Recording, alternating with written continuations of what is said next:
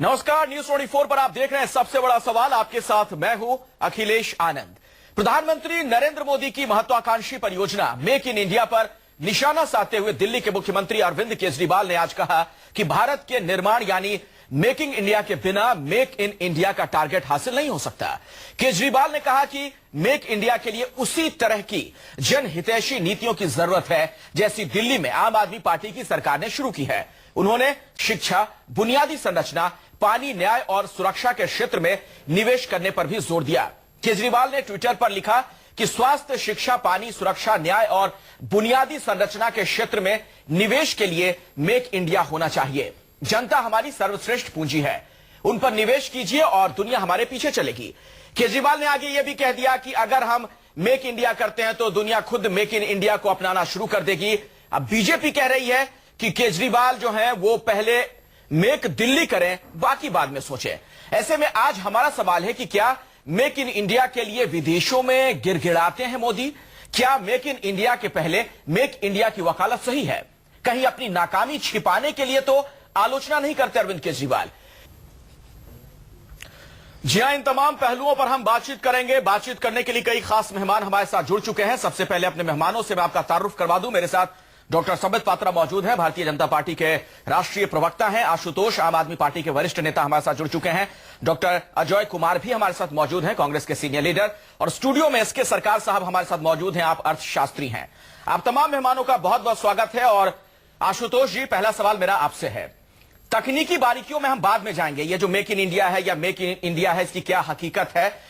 लेकिन पहले जरा मुझे यह बताइए, जो भाषा है, ये गिड़गिड़ाना शब्द जो आप लोगों ने इस्तेमाल किया देश के प्रधानमंत्री के लिए, क्या वो सही है? राजनीतिक विरोध अपनी जगह है सर, लेकिन क्यों आप लोग भूल जाते हैं कि जब विदेश में होते हैं प्रधानमंत्री तो 125 करोड़ हिंदुस्तानियों के प्रतिनिधि के तौर पर होते हैं।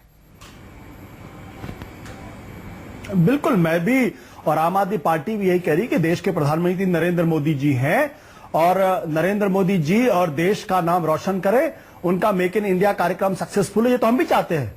लेकिन हम ये नहीं चाहते कि देश के आत्मसम्मान के स्तर पर कोई काम हो। और ये बड़ा दार्शनिक सा सवाल है। दार्शनिक सवाल इसलिए है क्योंकि अगर आप देखें, हिंदुस्तान के अंदर ऐसे माहौल क्यों नहीं पैदा किए जा रहे हैं कि ये बड़ी बड़ी कंपनियां भागकर हिंदुस्तान के अंदर आए और निवेश करें। आपको हिंदुस्तान के प्रधानमंत्री को भागकर क्यों माइक्रोसॉफ्ट के सत्या नडेला के पास जाना पड़ता है, गूगल के दफ्तर में जाना पड़ता है, क्यों जुकरबर्ग के पास क्यों जाना पड़ता है? क्या आपने कभी चीनी राष्ट्रपति को उनके दफ्तरों में जाके आपने देखा है उनके यहां? तो ये एक बुनियादी दार्शनिक सवाल है। सवाल इस बात को लेकर आपकी बात के मैं कुछ हद तक आपकी बात से सहमत हो सकता हूं। आशुतोष, आप ये सवाल खड़े कर सकते हैं। आपने जिक्र किया ना कि मेरा दार्शनिक सवाल है। आपका अपना दर्शन क्या कहता है? आपकी फिलॉसफी क्या कहती है जीवन की? प्रधानमंत्री के लिए ऐसे शब्दों का, ऐसे अल्फाजों का इस्तेमाल होना चाहिए? ये गिड़गिड़ाना शब्द जो इस्तेमाल किया गया है, नहीं, मैंने कहा देश के आत्मसम्मान, देश के स्वाभिमान के स्तर पर कोई काम देश के प्रधानमंत्री को नहीं करना चाहिए। यही आम आदमी पार्टी और अरविंद केजरीवाल ने उनको सलाह दी है। मैं आपको एक बात बताता हूं कि पिछले 1.5 साल के अंतर्गत इस देश के अंदर 5 बुनियादी चीजों पर अगर काम हुआ होता तो आज देश के प्रधानमंत्री को वहां जाकर यह सारी बातें नहीं कहनी पड़ती। एक, शिक्षा के स्तर पर, दूसरा सेहत के स्तर पर, तीसरा लॉ एंड ऑर्डर और सुरक्षा के स्तर पर, चौथा जस्टिस यानी अदालती कार्रवाइयों के स्तर पर, और पांचवा इंफ्रास्ट्रक्चर की चीजों पे। मैं आपकी बात समझ रहा हूं। कोई भी आदमी जो आपके देश चर्चा आगे करेंगे, वो देखना चाहता है चर्चा करेंगे कंपनी को लॉ एंड ऑर्डर की सुरक्षा है, फिर से वही इंफ्रास्ट्रक्चर है कि नहीं है। आशुतोष जी, मेरा फिर से वही सवाल है। मैं भाषा पर अभी बात कर रहा हूं, तकनीकी चीजों में जाऊंगा मैं बाद में। आप इसका मतलब इस बात से इत्तेफाक रखते हैं, अरविंद केजरीवाल अगर कहते हैं प्रधानमंत्री के लिए गिड़गिड़ाने शब्द का इस्तेमाल करते हैं, वो सही है? हाँ या ना में आप जवाब दीजिए सर, सही है? नहीं, मैं कहीं नहीं रहा हूं हाँ, ना। मैं तो साफ तौर पे कह रहा हूं कि हिंदुस्तान के प्रधानमंत्री को वहां जाकर गिड़गिड़ाने की जरूरत पड़नी नहीं चाहिए। चीन का राष्ट्रपति वहां जाके नहीं कहता, उनके यहां इन्वेस्टमेंट भाग के आता है। आप वहां जाएंगे तो इससे देश का अभिमान नहीं बढ़ने वाला, इससे देश का स्वाभिमान नहीं बढ़। तो मैं बुनियादी दार्शनिक सवाल कर रहा हूं और मैं देश का प्रधानमंत्री के लिए अच्छी बातें कह रहा हूं, देश के लिए अच्छी बातें कह रहा हूं। देश का स्वाभिमान आप लोग नहीं बढ़ा रहे हैं, ऐसा कहना है? कभी बहुत तकलीफ होती है डिबेट में। मैं बताता हूं। देखिए, कभी कभी बहुत तकलीफ होती है। हम डिबेट्स में दिन रात पार्टिसिपेट करते हैं, मगर जो डिबेट में खुद आशुतोष जी कन्विंस्ड नहीं है, गिड़गिड़ाने शब्द का प्रयोग होना चाहिए या नहीं, आप देखिए आशुतोष जी खुद कन्विंस्ड नहीं है। वो बार बार कह रहे हैं देश का स्वाभिमान और आत्मविश्वास कम हो जा रहा है। आप बताइए, मैं कन्विंस्ड हूं, गिड़गिड़ाना नहीं चाहिए, मैं कन्विंस्ड हूं। प्रधानमंत्री विदेश, ठीक है सर, मैं उत्तर दे रहा हूं, सुनिए। आपके सामने जो तस्वीरें चल रही हैं अखिलेश जी, प्रधानमंत्री अमेरिका गए हैं, वो सीईओ, तमाम सीईओ लाइन लगा के प्रधानमंत्री से मिलना, सबका कहना कि आज इतिहास में पहली बार एक ऐसा प्रधानमंत्री आया है जो रिफॉर्म्स की ओर बढ़ रहा है। रॉबर्ट मुड्रो का क्या कहना था? उनका कहना था कि इंडिपेंडेंस के बाद ऐसा प्रधानमंत्री नहीं देखा। ये मैं बना बना के नहीं बोल रहा हूं। तमाम टॉल लीडर्स वर्ल्ड के उनके साथ बैठ के डिस्कशन कर रहे हैं, क्या देश के स्वाभिमान को धक्का पहुंच रहा है या देश का स्वाभिमान आगे बढ़ रहा है। ये बच्चा हिंदुस्तान का आपके मीडिया चैनलों के माध्यम से आज प्रधानमंत्री के रुतबे को देख रहा है और प्रधानमंत्री के रुतबे के माध्यम से 125 करोड़ हिंदुस्तानियों के रुतबे को देख रहा है। हम सब का सीना, अखिलेश जी, आपका सीना चौड़ा नहीं हो जाता है जब इस प्रकार के प्रधानमंत्री को हर जगह रिसीव किया जाता है, वेलकम किया जाता है। दूसरी बात, मैं बड़े आदर के साथ कहना चाहूंगा अरविंद केजरीवाल से, वो मुख्यमंत्री हैं। देखिए, आपको दिल्ली का मैंडेट मिला। दिल्ली कोई छोटा राज्य नहीं है, कैपिटल है। पूरे विश्व में कैसा संदेश जा रहा है, यहां लोग मर रहे हैं डेंगू के कारण। ऐसे में मैं उस पे आता हूं, संबित पात्रा जी, मैं उस पर आऊंगा, लेकिन उससे पहले भाषा की बात हो रही है। एक सवाल आपसे भी बनता है, मैं आऊंगा। 10 सेकंड। संबित पात्रा जी, जो आप टेक्निकल बातें कर रहे हैं, मैं उस पर आऊंगा। आशुतोष जी ने जो बातें कही उस पर भी हम बात करेंगे, लेकिन मैं भाषा पर फिलहाल टिका हुआ हूं। आगे हम बढ़ेंगे, उस सेगमेंट में बातचीत उस पर भी करेंगे, लेकिन भाषा पर मेरा आपसे भी एक सवाल है। मैंने आशुतोष जी से यह सवाल पूछा, मेरा आपसे भी सवाल है। प्रधानमंत्री भी कई बार विदेश में मंचों से ऐसी बात कह जाते हैं, उसे लगता है कहीं वो भी तो नहीं भूल जाते हैं कि देश के प्रधानमंत्री हैं। जैसे कोरिया में जो उन्होंने कह दिया था कि पिछले जन्म में आखिर क्या पाप किया था। किसी जमाने में लोग सोचते थे कि पिछले जन्म में क्या पाप किया था कि हम हिंदुस्तान में पैदा हुए। एक तो वो वाला एग्जाम्पल सबके सामने है। दूसरी बात, आयरलैंड में जब उन्होंने संस्कृत में श्लोक वाला, जब वहां बच्चों ने संस्कृत में श्लोक पढ़ा तो उन्होंने कह दिया कि आयरलैंड में तो मुमकिन है, भारत में नहीं। इन बातों का क्या मतलब होता है? आप विदेशी मंचों से इस तरह की बात क्यों कहते हैं? याद रखिए, प्रधानमंत्री इन दोनों ही विषयों को लेकर इंडियन डायस्पोरा को एड्रेस कर रहे थे। इंडियन डायस्पोरा को कह रहे थे कि आप हिंदुस्तान में आइए, क्योंकि हिंदुस्तान में परिस्थिति बदल चुकी है। अब वो हिंदुस्तान नहीं है जिसमें आप सोचते थे कि नहीं, हमें वहां नहीं जाना है। संबित पात्रा जी, ऐसा तो नहीं है कि संस्कृत में लोग श्लोक नहीं पढ़ते हैं हिंदुस्तान में। उत्तर देना, आप भी पढ़ते हैं, आप भी संस्कृत में श्लोक पढ़ते हैं, आप भी संस्कृत के ज्ञाता हैं। संस्कृत में देश में जाकर प्रधानमंत्री का कि वहां से संस्कृत में श्लोक सुनकर कि भारत में ऐसा होता तो सेकुलरिज्म खतरे में पड़ जाता, उसका क्या मतलब है इस बयान का? यानी हिंदुस्तान में जो सेकुलरिज्म है उस पर सवाल खड़े कर रहे हैं आप एक तरह से। ये वंदे मातरम सुजलाम सुफलाम मलयज शीतलाम गा दीजिए ना, प्राण हरण हो जाएंगे सेकुलरिस्टों के। प्राण पखेरु फड़फड़ाने लगते हैं हिंदुस्तान में। हर 4 दिन में तो हमें आकर टीवी चैनलों पे सेकुलरिज्म को बचाना पड़ता है। आयरलैंड में जाके सुनेंगे आप संस्कृत में श्लोक पे डिबेट करना पड़ता है, तब जाके पात्रा जी हिंदुस्तान में ही हम सुनेंगे कि आयरलैंड में क्यों नहीं? आयरलैंड हिंदुस्तान में कहां सुनने दे रहे हैं आप लोग? वंदे मातरम थोड़े दिन बाद बंद कर देंगे, बस चलेगा तो इन लोगों का। बोलेंगे बंद करो वंदे मातरम। अच्छा, दुर्गा जी की पूजा बंद करो, ये सप्तशती बंद करो। ठीक है, डॉक्टर अजय कुमार पे खड़े हैं, डॉक्टर अजय कुमार गा के देश को डुबो दे रहे हैं। डॉक्टर अजय कुमार हमारे साथ कांग्रेस के नेता हैं। सर, हम बाकी चीजों पर बाद में बात करेंगे, पहले भाषा पे ही बात हो जाए। केजरीवाल साहब ने जो गिड़गिड़ाना शब्द का इस्तेमाल किया प्रधानमंत्री के लिए, क्या आप उससे कन्विंस हैं? देखिए, पहली बात है कि ये पहले प्रधानमंत्री हैं जिस तरह से उन्होंने शब्दों का उपयोग किया विदेश में जाकर के। और अभी जब अब भारतीय जनता पार्टी के प्रवक्ता का बात सुनिएगा, हम बचपन से सभी लोग जो इस पैनल में हैं संस्कृत पढ़े हैं। ये भारतीय जनता पार्टी ढोंगी राष्ट्रवादी का ठेका लिया है कि हर वक्त बोलते रहते हैं कि और दुर्गा पूजा बंद हो जाएगा। क्या पूरे जो देश के जो है हिंदुओं को जो है बेइज्जत करें इस तरह से कि हिंदुत्व और इस तरह का जो है ढोंगी है हिंदुत्व का ठेका इन्होंने लिया है। तो पहले तो जिस तरह से भारतीय जनता पार्टी संविधान में लिखा हुआ शब्द जो सेक्युलर सोशलिस्ट डेमोक्रेटिक है उस पर प्रधानमंत्री जो जिस तरह से बयान देते हैं, और अगर कोरिया में ले लीजिएगा तो पहले प्रधानमंत्री हैं जो दुनिया भर में जा करके प्रधानमंत्री का पद का जो गरिमा कम किया तो नरेंद्र मोदी जी हैं। चलिए, वो और ये बोलते हैं कि इंडियन डायस्पोरा है। ठीक है। दूसरी बात है कि ये ठेका लिया वंदे मातरम, हर पार्लियामेंट सेशन में वंदे मातरम होता है। लास्ट में आपने अपनी बात रख दी, अपने जो पूरे अखिलेश जी खेद इस बात की है, खेद इस बात एक मिनट खेद इस बात की है कि प्रधानमंत्री जी अगर प्रधानमंत्री जी की जैसे भाषा के प्रयोग करते हैं, उन्होंने राष्ट्रीय ध्वज पर अपना हस्ताक्षर ऑटोग्राफ दे दिया, राष्ट्रीय ध्वज मेरा जो सवाल था उसका जवाब आपने नहीं दिया। लेकिन क्या अरविंद केजरीवाल दिल्ली के मुख्यमंत्री प्रधानमंत्री प्रधानमंत्री जी के भाषा का प्रयोग जो है उनको तो अपने नहीं, प्रधानमंत्री जी को अपने जवाब मिल रहा है, क्योंकि जिस तरह का भाषा वो प्रयोग करते हैं विदेश में जाकर, तो ये जवाब मिल रहा है। आप इस तरह से देख रहे हैं कि आम आदमी पार्टी का जवाब है, प्रधानमंत्री लोग उनके भाषण पर उनके ऊपर टिप्पणी कर रहे हैं। हाँ, नहीं तो आप इस तरह से देख रहे हैं कि ये जवाब मिल रहा है प्रधानमंत्री को, और जवाब मिल रहा है तो सही है फिर, क्योंकि प्रधानमंत्री जी ने जिस अशालीनता के शब्दों का उपयोग किया है विदेश में जाकर के, तो ये तो होना ही था। अगर प्रधानमंत्री जी पद का गरिमा, मैं समझ गया आपकी बात, आप इसे कन्विंस देखिए तो होना ही था। अब हम चर्चा में आगे बढ़ते हैं।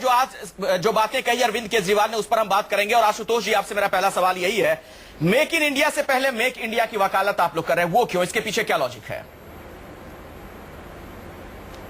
देखिए, सबसे बड़ी बात यह कि देश के अंदर विकास कब होगा? जब देश का जो ह्यूमन कैपिटल है, जो मनुष्य है, जो नागरिक है, जब तक उसका विकास नहीं होगा, आप कितने भी सड़कें बना लीजिए। इसीलिए अरविंद केजरीवाल की सरकार ने जो पहला बजट पेश किया उसमें शिक्षा पर 106% का इजाफा किया, सेहत पर 45% का इजाफा किया, साथ ही साथ जो कक्षा 12 के बाद जो हायर एजुकेशन जाने वाले लोग उनको 10 लाख रुपए का गवर्नमेंट का लोन दिलाने की बात की गई है। 1000 मोहल्ला क्लिनिक इस दिल्ली शहर के अंदर शुरू करने की बात की गई है। तो हमारा यह मानना यह है कि जब तक ह्यूमन कैपिटल को मजबूत नहीं करेंगे, सिर्फ फिजिकल इंफ्रास्ट्रक्चर को मजबूत करेंगे, तब तक काम नहीं होने वाला। और इसलिए मैं कहता हूं कि जब तक एक बेहतरीन नागरिक नहीं होगा, शिक्षित नागरिक नहीं होगा, स्वस्थ नागरिक नहीं होगा, तब तक ना तो एक अच्छी सभ्यता का विकास होगा और ना ही स्वस्थ नागरिक का जिंदा रहना भी तो जरूरी है। आपको नहीं लगता कि आपके इन तमाम प्रयासों पर डेंगू भारी पड़ गया? नहीं, मैं आपको कहता हूं, मैं आपको कुछ आंकड़े देना चाहता हूं। अगर आपके पास वक्त हो 30 सेकंड है तो मैं आंकड़े बता दूं कि नरेंद्र मोदी की सरकार ने पिछले 1.5 सालों के अंदर क्या किया है। मैं आपको तुरंत उत्तर मिल जाएगा। मैं आपको बताना चाहता हूं कि जो इंदिरा आवास योजना है उसका बजट 16,000 से घटा के 10,025 करोड़ कर दिया गया। सर्व शिक्षा अभियान का बजट 27,758 से घटाकर 22,000 करोड़ कर दिया गया। और जो मिड डे मील था उसका बजट 13,215 से घटाकर 9,236 कर दिया गया। पात्रा जी, यहीं से मेरा अगला सवाल, चाइल्ड डेवलपमेंट स्कीम जो बहुत महत्वपूर्ण है, वहीं से मेरा अगला सवाल, घटाकर 18,195 घटाकर 8,000 कल्याणकारी जो नीतियां यानी जो बुनियादी चीजें, ठीक है, मैं समझ गया आशुतोष, आपकी बात समझ गया। संबित पात्रा जी, और मेरे हाथ में देखिए एक रिपोर्ट भी है, बिजनेस स्टैंडर्ड अखबार में एक रिपोर्ट प्रकाशित हुई है, मैं उसका जरा उल्लेख कर दूं, उसके बाद अपनी बात रखिएगा।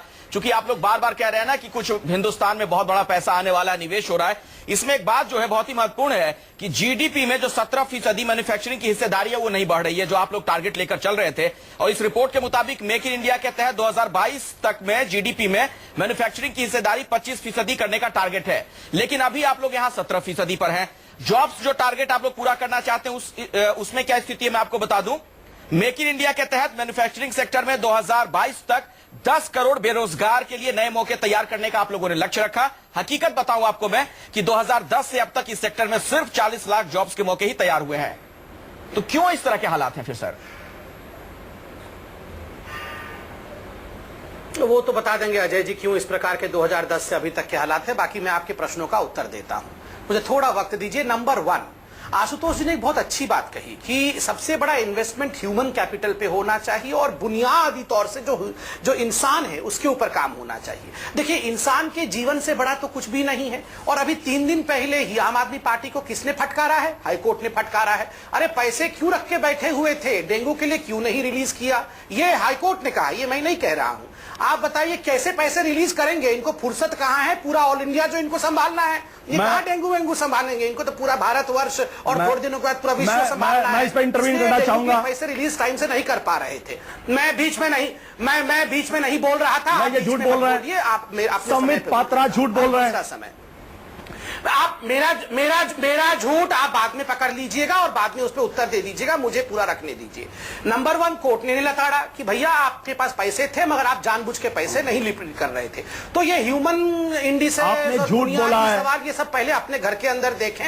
लोग मर रहे हैं, यहाँ पे लोग अस्पताल में भर्ती नहीं हो पा रहे हैं, माता पिता छोटे छोटे बच्चों को लेकर सड़कों में इतस्ततः भाग रहे हैं कि कौन चलिए हम आरोप प्रत्यारोप से आगे बढ़ते हैं। सभी पात्रा जी और आशुतोष जी मेरे साथ यहाँ पर एसके सरकार साहब हैं। दूसरा अब जहां तक अब नहीं सुनिए, आंकड़ों के बारे में पूछा अखिलेश, मैं 10 सेकंड लूंगा आपका। 1 सेकंड, बहुत छोटे में सभी पात्रा जी अपनी बात आंकड़े भी देने दीजिए।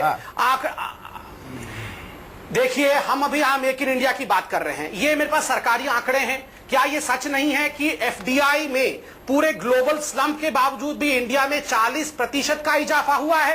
क्या ये सच नहीं है कि यूएस डॉलर 19.78 बिलियन एफडीआई? मैं जवाब लेता हूं, मैं इसका जवाब लेता हूं, उसके बाद मैं आशुतोष जी के पास आऊंगा। मेरे साथ अर्थशास्त्री यहाँ पर मौजूद हैं। अजय जी मैं आपके पास आऊंगा, लेकिन एसके सरकार साहब आप संतुष्ट हैं मेक इन इंडिया में प्रगति से? आप आंकड़े जुबानी से बात करें तो बेहतर करना है। हाँ आता हूं सर आपके पास, लेकिन यहाँ सरकार कितनी करना है कि जो 2000 ठीक है। ऐसा है कि मेक इन इंडिया का जो स्कीम है इस पे कोई दो राय नहीं हो सकती है कि ये एक बहुत अच्छी स्कीम है, पर इम्प्लीमेंटेशन में जरूरी जो है जो काफी दिक्कतें आ रही हैं। हमें एक चीज को समझना पड़ेगा कि हम जब पॉलिटिकल लीडर्स से बात करते हैं कि गवर्नमेंट ऑफ इंडिया जो है वो उसको पार्टनरशिप में भी आना पड़ेगा बिजनेस के साथ, चाहे वो भारत की सरकार हो या दिल्ली की सरकार हो। अगर आप जब तक आपका जो रोल नहीं रहेगा उससे माहौल नहीं बनेगा जो जिससे हमारी मैन्युफैक्चरिंग बढ़े, क्योंकि इसमें कोई दो राय नहीं है कि जब तक मैन्युफैक्चरिंग नहीं बढ़ेगी तो नौकरियां नहीं बढ़ेंगी। अगर मैं थोड़े से आपको आंकड़े भी बता दूं कि अगर आप हमारी गवर्नमेंट स्पेंडिंग को देखें, मैं ऑल इंडिया लेवल पे बात कर रहा हूं कि भारत सरकार जो है वो कोई 15% खर्चा करती है अपने जीडीपी का। मैं इंटरेस्ट और सब्सिडी को नहीं ले रहा हूं, जो खर्चा करती है देश के ऊपर वो 15% है। इसका मुकाबला आप करिए यूके के साथ जो 47% करती है, यूएसए है जो 25% करती है। ये क्यों करती है? ताकि जो है एक माहौल बने जिससे जो है हम एक जिससे इस देश की तरफ एक अट्रैक्शन हो, मैग्नेट की तरह, जो आप लोग बाग जो है इस देश की तरफ देखें। अगर आप रेगुलेशन की बात करते हैं तो वहां पे भी अगर आप देखेंगे कि आजकल आपने पेपर में तो काफी आ रहा है फार्मा और ड्रग इंडस्ट्रीज के लिए, उनके बारे में अगर आप देखेंगे तो यूएसए में 10,000 ड्रग इंस्पेक्टर्स हैं, इंडिया में जो हैं 1,500, सिर्फ 1,500 आपके ड्रग इंस्पेक्टर्स हैं। आप रेगुलेशन कहां से लाएंगे? आपने कोई 10,500 यूनिट्स को देखना है और लाखों में जो हैं आपके केमिस्ट के शॉप्स हैं उनको भी चेक करना है। आप कैसे ये चेक कर पाएंगे? आप शिक्षा की बात करते हैं, शिक्षा में इस चीज का हमें ध्यान रखना है कि शिक्षा जो है सिर्फ पढ़ने से नहीं होती है, एक्सपीरियंस से भी होती है। अगर मैं थोड़े से आपको इसमें भी आंकड़े बता दूं, अगर आप 1960 से पहले जाएं, आप देखेंगे जो उस वक्त नौकरियां बनती थी वो आज की तारीख में उन नौकरियों की पब्लिसिटी या एडवर्टाइजमेंट होती ही नहीं है, क्योंकि उन नौकरियों की आज की तारीख में जरूरत ही नहीं है। इसलिए ऑन द जॉब लर्निंग जो है वो एक बहुत महत्व रखता है। स्किल इंडिया के मैं इस पे बिल्कुल छोटे में जवाब दीजिए, फिर मुझे ब्रेक के लिए रुकना पड़ेगा। तो क्या आपको लगता है मेक इन इंडिया पर प्रधानमंत्री का फोकस कुछ ज्यादा हो गया है, इससे बहुत ज्यादा हासिल नहीं होगा?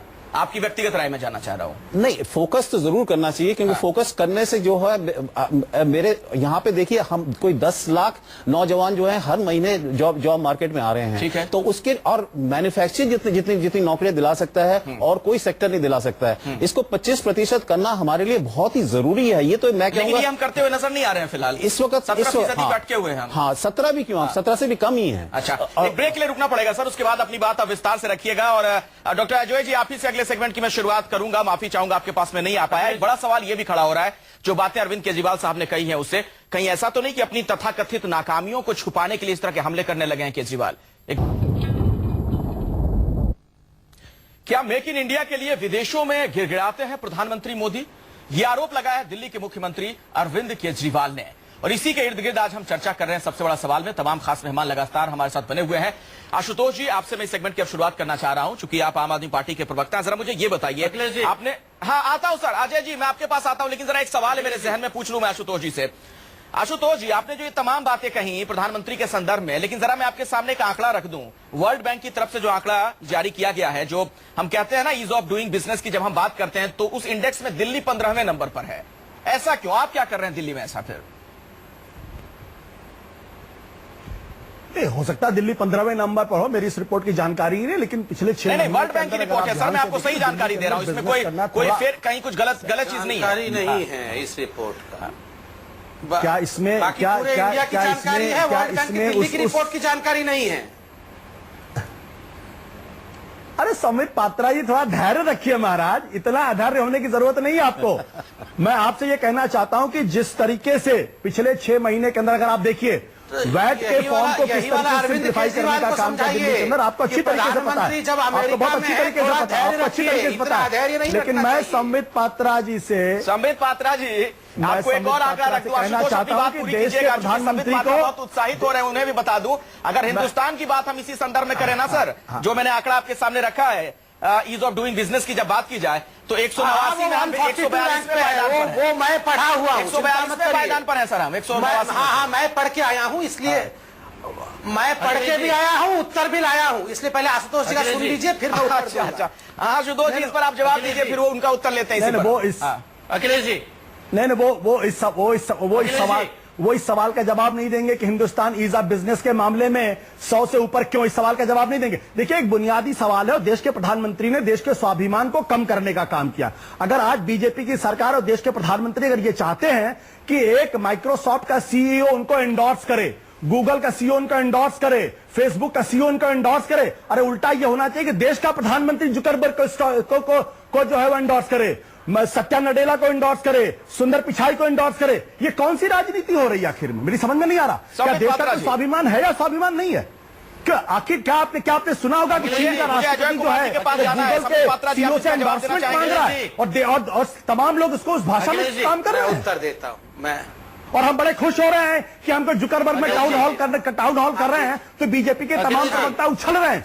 अरे भाई, जुकरबर्ग को हिंदुस्तान में आकर टाउन हॉल करे और कहे कि हमें आपके बिजनेस की जरूरत है। 20 सेकंड में सर जवाब दीजिए, आशुतोष कह रहे हैं। अखिलेश जी देखिए, जो समझने की कोशिश, जो समझते हुए भी समझने की कोशिश नहीं कर रहा है, उसे समझाना नहीं चाहिए, वो पाप है नासमझ को समझाने का प्रयास करना। दूसरी बात, कौन किसको एंडोर्स कर रहा है? हमारे एक मुख्यमंत्री हैं जो एक ऐसे नेता को एंडोर्स कर रहा है जो साधु बन के भाग रहा है, एक ऐसे व्यक्ति को एंडोर्स कर रहा है जो नकली सर्टिफिकेट लेके घूम रहा है, पूरा का पूरा पार्टी प्याज देखिए आगे अपनी राजनीति पे। देखिए, यहाँ तो गूगल को एंडोर्स किया जा रहा है, आगे अपनी राजनीति पे माइक्रोसॉफ्ट को एंडोर्स किया जा रहा है, ये बड़ी बड़ी वो कम। तो आप क्या कर रहे थे? आप हवन कर रहे थे अभी तक? आप सुबह से हवन कर रहे हैं जो हम राजनीति पे आ गए हैं। ये गिड़गिड़ाना, ये हवन नहीं, आपको समय मिला तो आप दुबई में जाके दे दो रे, चंदा दे दो रे बाबा, चंदा दे दो। ये सब क्या था? जवाब इनके पास नहीं है तो दुबई चले जाएंगे। कहते हैं ये है बीजेपी, जिनके पास सवालों के जवाब ना हो तो ये दुबई चले जाएंगे। ये इंडिया में नहीं रहते, दुबई चले जाते हैं। आप गए थे ना, चंदा दीजिए, पाकिस्तान चले जाइए भाई, सवाल का जवाब दो। आप तो मेक इन करने में लगे हुए हैं। नहीं, अखिलेश ने एक सवाल पूछा है कि ईज ऑफ बिजनेस में हिंदुस्तान 100 से ऊपर क्यों है? पिछले 1.5 साल के अंदर देश के प्रधानमंत्री नरेंद्र मोदी जी क्या हवन कर रहे थे? क्या जो ईज ऑफ बिजनेस में देश 100 के ऊपर है, क्या किया उन्होंने? बताइए जरा मुझे। वासी के लिए, डेंगू मरीजों के लिए आपने कितने सीट बढ़ाए हैं दिल्ली में? इसका जवाब इसी चैनल पे पहले दीजिए दिल्ली वासियों को। एक भी सीट बढ़ाया है? आप दुबई जाके खोज लीजिए ना जवाब। आप दुबई जाके खोजिए। हम बाहर निकलते हैं, इस आपकी तूतू में से बाहर निकलते हैं। डॉक्टर अजय कुमार, आप कुछ कहना चाहते हैं? बहुत ये मजाक नहीं। दुबई जाके क्यों पूछ? अजय कुमार पर बात रखने दीजिए, सभी बात यहाँ मर रहे हैं, मैं दुबई से क्यों पूछूं? सर कांग्रेस को भी सुन लीजिए, कांग्रेस के नेता बहुत देर से कुछ कहना चाह रहे हैं। समित पात्रा जी सुनिए सही। नहीं, दिल्ली के लोग समझ नहीं पाता हूँ कितना बेड बढ़ाया है। एक बाद में आऊंगा, कई सवाल आपसे भी मुझे जरा बोलने दीजिए। अजय कुमार जी बहुत देर से कुछ कहना चाह रहे हैं ब्रेक के पहले से ही। अजय जी बोलिए सर अपनी बात। अखिलेश जी, पहली बात देख लीजिएगा, अगर आप वास्तविकता पे जाएंगे, जिस तरह से प्रधानमंत्री जी पूरे दुनिया में घूम करके उन्होंने कहा कि 3 लाख करोड़ अमेरिका से आया एफडीआई में, 1.5 लाख करोड़ यूएई से आने वाला था, 60,000 करोड़ आने वाली थी जापान से, 60,000 करोड़ आने वाली थी चाइना से। और अगर उसको सब मिलाइएगा तो वो सिर्फ एफडीआई के पूरे देश में एफडीआई उसके सिर्फ जो है, अगर आप देख लीजिएगा तो 26 अरब डॉलर आए हैं। और प्रधानमंत्री जिस तरह हल्के से बोलने लगे कि इतने इन्वेस्टमेंट, अगर गुजरात का भी हाल में वो गुजरात में इन्वेस्ट इन गुजरात में जो कार्यक्रम हुआ था, ऐलान हुआ कि 2 लाख करोड़ की जो है निवेश हो रही है, असली में जो 1 रुपए भी नहीं आया, जहां तक आप वेबसाइट में देख सकते हैं। दूसरी बात है कि अगर प्रधानमंत्री रूपोर्ट मोल्डोव से तो सर्टिफिकेट मांग रहे हैं, लेकिन भारत का किसान, ये हर वक्त कहते हैं 60 साल से पहले कोई प्रधानमंत्री गए नहीं, लेकिन 60 साल तक ये पहले प्रधानमंत्री जो आत्महत्या किया हुआ किसान के परिवार से नहीं मिलने वाले, ये पहले प्रधानमंत्री हैं। अमेरिका जाने के लिए उनके पास टाइम है, लेकिन जिस परिवार में आत्महत्या हुआ है, उस तेलंगाना के जो किसान नेता चेंगल रेड्डी ने ठीक कहा कि तो आपके लिए ये महत्वपूर्ण नहीं है डॉक्टर अजय जी, इस देश में किसान अभी भी आत्महत्या क्यों करता है? सबसे ज्यादा वक्त तक इस देश में आप लोगों ने शासन किया है, किस आधार पर सर आप ये सवाल पूछते हैं? अगर इस देश में अभी भी किसान खुदकुशी कर रहा है तो क्या कांग्रेस जी, लेकिन कम से कम संवेदनशील तक कम से कम उनके पक्ष में तो कार्रवाई हुई थी। नहीं, पहली बात अखिलेश जी, किसान के लिए जिस तरह से ऋण माफ किया गया था, कोशिश की गई थी हर तरीके से, यहाँ तो उल्टा चल रहा है, ना तो मुआवजा मिल रहा है, ना तो ऋण। चलिए मैं एसके सरकार जी को अब चर्चा में लाना चाहूंगा, पर शास्त्री हैं, नेताओं की बात की जाए तो उनकी अपनी मजबूरी होती है, जो राजनीतिक पार्टी के नेता होते हैं पार्टी लाइन पे ही बात करेंगे, लेकिन एक मिनट एसके सरकार जी, जरा मुझे ये बताइए, जो मैंने पहला सवाल पूछा था आशुतोष जी से भी और संबित पात्रा जी से, सर आता हूं आपके पास। अगर हम बात करें वर्ल्ड बैंक के इंडेक्स का, जो मैं आपसे जिक्र कर रहा था, ईज ऑफ डूइंग बिजनेस की बात की जाए, 189 में से 142वें पायदान पर हिंदुस्तान है। दिल्ली की बात की जाए तो वो हम 15वें नंबर पर हैं तमाम राज्यों में। तो क्या आपको लगता है इसके लिए केजरीवाल सरकार हो या देश में मोदी सरकार हो, क्या माहौल हम नहीं बना पा रहे हैं अभी भी? नहीं, माहौल तो इस वक्त नहीं बना, इस वक्त तो माहौल नहीं है, पर हम बना सकते हैं। ऐसा नहीं है कि हम नहीं बना सकते हैं। कैसे वो माहौल 189 में अगर हम 142वें नंबर पर हैं, हाँ, और प्रधानमंत्री तकरीबन तमाम देश घूम चुके हैं, हालांकि भी बहुत देश बचे हुए हैं। नहीं, अगर हम अपने रिफॉर्म्स को देखें तो उससे आपको शायद आपके सवाल के कुछ जवाब भी मिल जाएंगे। 1991 में हमने ग्लोबलाइजेशन की तरफ हमने हाथ बढ़ाया, पर हम ये भूल गए उस वक्त कि जैसे लैंड हो गया, लेबर हो गया और फिर आपका जो कैपिटल हो गया, उसको हमने रिफॉर्म नहीं किया। अगर आप अभी अब देखिए, ये राजस्थान स्टेट ने, मैं लेबर की बात करता हूं, जो स्टेट और अभी जो राजस्थान ने आर्टिकल 254(2) का जो फायदा उठा के उन्होंने जो वर्कर्स का वो जो है 300 तक ले गए हैं, तो 300 वर्कर्स अगर आपके पास हैं तो आपको परमिशन लेनी नहीं पड़ेगी जो अगर आपने एग्जिट करना है। तो ये चीज जो राजस्थान कर रहा है, तो बाकी स्टेट क्यों नहीं कर सकते हैं इस चीज को? क्योंकि एक सिग्नल तो उनको मिल ही गया है कि प्रेसिडेंट ऑफ इंडिया इस चीज पे ना नहीं करने वाले हैं। तो उसको अगर ऐसा आपको एक इशारा मिल रहा है तो उस इशारे का हम फायदा क्यों नहीं उठा रहे हैं? आप अपने पार्टीज की जो आपकी पार्टी की जो गवर्नमेंट्स हैं, कम से कम उनसे तो कह ही सकते हैं कि आप इसको करिए। ये माहौल, मैंने एक उदाहरण लिया है। मेरा उदाहरण लेने का कारण ये है कि हमें माहौल बनाना हमारे लिए बहुत जरूरी है। वो जब तक आपके पास वो एम्बियंस नहीं होगा, जब तक आपके पास वो एटमॉस्फेयर नहीं होगा, तब तक वो मेक इन इंडिया को हम सफल नहीं बना पाएंगे। और मैं साथ ही साथ ये भी कहूंगा कि मेक इन इंडिया होना बहुत जरूरी है देश के लिए। अगर मेक इन इंडिया नहीं हुआ तो नौकरियां जो हैं खतरे में पड़ जाएंगी। क्या ज्यादा जरूरी है, मेक इन इंडिया कि मेक इंडिया? देखिए, दोनों साथ साथ चलेंगे। ऐसा कुछ नहीं है कि हम किसी को प्रायोरिटी दें कि मेक इंडिया या मेक इन इंडिया को। अगर आप दोनों को हाथ मिला के साथ में चलाएंगे तो उसी से आपको फायदा मिल सकता है। और इस चीज में फिर दोबारा मैंने अब पहले भी कहा था, मैं फिर दोहरा रहा हूं कि सरकार को जो है आपको हाथ मिलाना पड़ेगा बिजनेसमैन के साथ, तभी जो है आप ये देश आगे बढ़ पाएगा। बिल्कुल आशुतोष जी, ये जो आप लोग बार बार आपत्ति जाहिर करते हैं, आपकी जो आपत्ति होती है कि तमाम चीजों से क्यों मिल रहे हैं प्रधानमंत्री, क्या आपकी पार्टी का कभी कोई प्रधानमंत्री बनेगा तो वो नहीं मिलेगा? इसमें क्यों आपत्ति, दिक्कत क्या है आपकी इसमें? नहीं सवाल नहीं, मैं एक बड़ा बुनियादी सवाल खड़ा कर रहा हूं, मुझे 30 सेकंड का समय दीजिएगा। सुनिए, हाँ है ना, मैंने कल्पना की बात की है, सवाल खड़ा करना चाहता हूं कि इस देश के प्रधानमंत्री को बिजनेसमैन से मिलना चाहिए, सीईओ से मिलना चाहिए। लेकिन अगर देश का प्रधानमंत्री अगर किसी जुकरबर्ग से अगर सर्टिफिकेट लेना चाहेगा, अगर किसी सुंदर पिचाई से सर्टिफिकेट लेना चाहेगा, अगर गूगल से सर्टिफिकेट लेना चाहेगा, अगर माइक्रोसॉफ्ट से सर्टिफिकेट लेना चाहेगा और उसका एंडोर्समेंट चाहेगा, तो देश का सिर से नीचा होता है। होना यह चाहिए कि ये सारे लोग हिंदुस्तान आते हैं, देश के सामने कहते हैं हम इन्वेस्टमेंट करना चाहते हैं। आप ये कैसे कह रहे हैं कि सर्टिफिकेट लेने के लिए? मैं इन शब्दों का इस्तेमाल नहीं करना चाहता हूं, लेकिन आज की नहीं, और आप देख लीजिए बीजेपी के सारे नेता खुश हो रहे हैं कि भाई देखो सुंदर पिचाई से मिल लिए वो जो जुकरबर्ग यहाँ टाउन हॉल कर रहे हैं। अरे जुकरबर्ग को गरज हो, हिंदुस्तान है, यहाँ टाउन हॉल करे, यहाँ के लोगों के लिए मार्केट खोले। ये गलत परंपरा किया जा रहा है, इससे देश का स्वाभिमान नीचे हो रहा है। ये बड़ी बात है, मैं ये कहना चाहता हूं। हम नहीं चाहते कि देश के प्रधानमंत्री का सिर झुके। देश के प्रधानमंत्री का सिर झुक रहा है, ऐसा लग रहा है आशुतोष को। संबित पात्रा जी,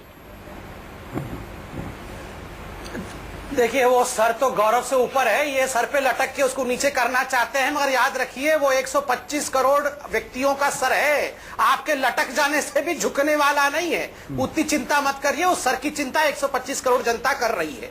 दूसरी बात, मैं कांग्रेस को जवाब देना चाहूंगा, ये किसान कहानी कर रहे थे ना, अभी मैं बताता हूं। एक सवाल का जवाब दीजिए कांग्रेस के प्रवक्ता राहुल गांधी जी कौन से इंडस्ट्रियलिस्ट के चार्टर्ड फ्लाइट से अमेरिका गए हैं? वो कौन से मैंसन में, किस इंडस्ट्रियलिस्ट के मैंसन में अमेरिका में ठहरे हुए हैं? यही पॉलिटिक्स करेंगे, इंडस्ट्रियलिस्ट के पैसे पे मजा उड़ाना, आप समझाइए पहले, आप उत्तर दीजिए, उत्तर दीजिए। डॉक्टर संबित पात्रा, आप ना तो शायद कौन चार्टर फ्लाइट, कौन सा किराया भर के गए? अरे कौन से चार्ट? नहीं, मैं तथ्यों पे बात कर रहा हूँ, तो किराए पे हवा में तीर नहीं चला रहा हूँ, हम किराए तथ्यों पे बात कर रहा हूँ। आप जैसे बता दीजिए, वरना थोड़े दिन बाद हम बताएंगे। व्यापारी के साथ कौन से इंडस्ट्री चार्टर्ड फ्लाइट से गए उद्योगपति के साथ एक ही तल्ला में विदेश यात्रा में नहीं रहते, यही हुए हैं। वो कौन सा उद्योगपति है जिसका करोड़ों रुपए खर्चा किया जा रहा है राहुल गांधी जी को खुश रखने के लिए? कौन किसके साथ कहा गया है, नहीं गया है, इससे अविश्वास का क्या लेना देना? शाम होते ही आप तो अर्थशास्त्री है, मुझे बताइए इस बहस का क्या मतलब है? फिर कौन किसके साथ कहा गया, नहीं गया, और इसकी जानकारी सबको होनी चाहिए, इसे क्या लेना देना? नहीं, इसका मेक इन इंडिया के साथ तो कोई संपर्क नहीं है। अगर हमारे प्रधानमंत्री गए हैं बाहर और अगर हम देश का वो विस्तार करने की कोशिश कर रहे हैं, तो इसमें कोई मैं गलत तो नहीं समझता हूँ। ये तो हमें करना चाहिए। दोनों के संदर्भ में, जैसे अगर आम आदमी पार्टी की आपत्ति है कि तमाम सीईओ से क्यों मिल रहे प्रधानमंत्री, उस पर भी सवाल है। अगर संबित पात्रा कह देते राहुल गांधी कहां गए, उस पर भी सवाल है। ये अजय लोग कहते हैं, तो कौन किसके साथ गया, कहां गया, उससे क्या फर्क पड़ता है? इससे हम जो निवेश का माहौल बनाना चाहते हैं, उस पर क्या फर्क पड़ेगा? अखिलेश जी, एक चीज मैं आपको एग्जांपल दे दूं, जो फॉक्सकॉन, अजय कुमार माफ कीजिएगा, फॉक्सकॉन टेक्नोलॉजी है, उससे अगर मोदी जी ने उनसे मिले, तो उससे फॉक्सकॉन ने तो यही कहा ना कि हम इन्वेस्टमेंट करेंगे यहाँ पे, तो इससे देश का ही फायदा हो रहा है। इसमें मेरे को तो कोई वो गलत चीज नहीं नजर आती है कि अगर कोई मुलाकात करते हैं, तो क्योंकि सीईओ जो एक बड़ी कंपनी का सीईओ है, वही डिसाइड करेगा कि कितनी इन्वेस्टमेंट कहां पे होनी चाहिए। डॉक्टर अजय कुमार, हाँ बोलिए डॉक्टर अजय कुमार। देखिए, दिक्कत क्या हो रही है कि जैसे हमारे जो अभी वक्ता ने कहा था, दिक्कत इसमें क्या हो रही है कि आप लेबर रिफॉर्म या श्रम सुधार के बारे में कहते हैं, लेकिन उसी संदर्भ में आप श्रम का जो जीपीएफ ईएसआई के हक के बारे में ये जो भारतीय जनता पार्टी की सरकार बोलती नहीं है। और ये चाणक्य ने ठीक कहा कि जिस देश का राजा व्यापारी, उस देश का प्रजा भिखारी, यही स्थिति हो रही है। हम जरूर सुधार चाहते हैं, लेकिन चाणक्य ने यह भी कहा है तो उस वक्त जब राजा श्रमिक के हक के बारे में भी काम कीजिए, सेना का क्या हाल होगा? श्रमिक के हक के बारे में भी काम कीजिए। चाणक्य ने क्या हो रही है? दिक्कत क्या हो रही है? भाग जाए, एक पहले तो संबित पात्रा सेना का क्या होगा? का क्या होगा? शालीनता रखिए संबित पात्रा जी। संबित पात्रा जी, दिक्कत क्या है कि आपको जो है ना बड़बोलापन तो नेता लोग में, प्रवक्ता लोग में आ गया है। आपका जो बड़बोलापन है नेता लोग में और आप में भी है। अरे आराम से, क्या मैं तीनों दिग्गज लीडर से एक सवाल कर सकता हूँ? एक आखिरी सवाल इसके सरकार जी की तरफ से आप तीनों नेताओं से, सर छोटे छोटे में जवाब दीजिएगा। जी सवाल पूछिए। आपसे मेरा सवाल ये है, शाम तक चाणक्य करते रहते हैं। नहीं, मेरा आप तीनों से ये सवाल है, क्या धन को आप गलत मानते हैं? अगर वेल्थ क्रिएशन देश में होगा, क्या इससे कोई गलत चीज होने वाली है? इसका आप जरा जवाब मुझे जरा मेरे को सबसे पहले आशुतोष जी आप जवाब दीजिए। वेल्थ क्रिएशन से बिल्कुल कोई गलत बात नहीं, लेकिन मेरा कहना बुनियादी सवाल इस बात को लेकर यह है कि पहले हिंदुस्तान को बनाने की प्रक्रिया को मजबूत करिए। जो हमारी प्रायोरिटीज हैं वो प्रायोरिटीज आज हमारी बहुत डिसबैलेंस है। हमने ह्यूमन कैपिटल पर कोई ध्यान देना जरूरी नहीं समझा, हमने शिक्षा पर ध्यान देना जरूरी नहीं समझा। मैंने बताया ना आपको किस तरीके से सर्व शिक्षा अभियान को लेकर देश के प्रधानमंत्री ने 27,000 का बजट था उसको 22,000 कर दिया। भाई शिक्षा पर बढ़ाइए। सवाल अगर ह्यूमन कैपिटल बढ़ेगा, हम क्रॉनिक कैपिटलिज्म की तरफ तो नहीं बढ़ चले हैं? देखिए, यहां बेसिक प्रिंसिपल है, एक पार्टी ऐसी है जिसको लगता है कि धन सिर्फ एक परिवार के लिए होना चाहिए, एक पार्टी ऐसी है जिसको लगता है धन सिर्फ चंदे के रूप में पार्टी के लिए होनी चाहिए, और एक पार्टी ऐसी है जिसको लगता है धन राष्ट्र के लिए होना चाहिए। धन का अपना अपना महत्व अब किसी किसी पार्टी के लिए। अजय जी, आपके लिए धन का क्या महत्व है? 20 सेकंड में बिल्कुल छोटे में। बहुत सुंदर आप श्लोक पढ़ रहे हैं। अजय कुमार जी, छोटे में कहना चाहूंगा कि एक पार्टी को, भारतीय जनता पार्टी को लगता है कि देश का धन जो है उन्हीं लोग के, उन्हीं के चुने उस लोग के लिए जो बनाने, पूरी देश का जो संपत्ति उन्हीं को उनके बीच में बांटा जाए। कुछ नहीं हुआ ये सब बात है बोलने कि से, अगर सबको धन पता जो चल गया है है। इक्विटेबल, मतलब किसान भी उसमें शामिल हो, मध्य वर्ग भी शामिल हो, आप लोगों ने बच्चे क्या लोग भी, किया है धन? हर एक देश के नागरिक का जो विकास होनी चाहिए। ठीक है, लेकिन धन का इस्तेमाल सबके लिए हो जिसको सबसे ज्यादा उसकी जरूरत है, खासतौर पर सर्वहारा के लिए ये बहुत जरूरी है। बहुत बहुत शुक्रिया। सब नहीं है, टाइम नहीं है सर, माफी चाहूंगा। बहुत बहुत शुक्रिया आप तमाम मेहमानों का इस चर्चा में शिरकत करने के लिए। छोटा सा ब्रेक के बाद देखिए कुछ और खबरें।